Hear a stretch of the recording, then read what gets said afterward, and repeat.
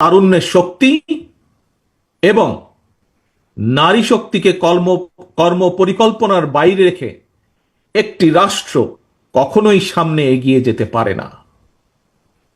আমি এর আগেও কয়েকবার বলেছি, আজও তোমাদের সামনে আমি তুলে ধরতে চাই। এই যে গ্লোবালাইজেশনের যে এই সময় নারী পুরুষ সকলের সামনে কিন্তু সকল সম্ভাবনার দ্বার আজ উন্মুক্ত টেকনোলজিক্যাল কারণে।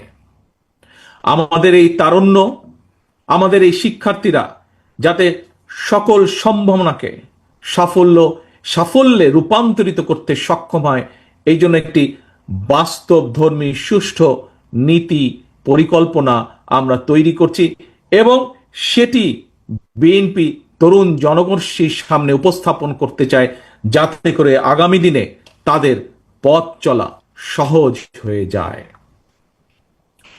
প্রিয় বন্ধুরা, তথ্য প্রযুক্তির এই সময় বিশ্ব বাজারের সঙ্গে দক্ষতা এবং যোগ্যতার প্রতিযোগিতায় যদি টিকে থাকতে হয়, তাহলে অবশ্যই তোমাদের সকলকে তথ্য প্রযুক্তি এবং কারিগরি শিক্ষায় দক্ষতা অর্জন করতে হবে।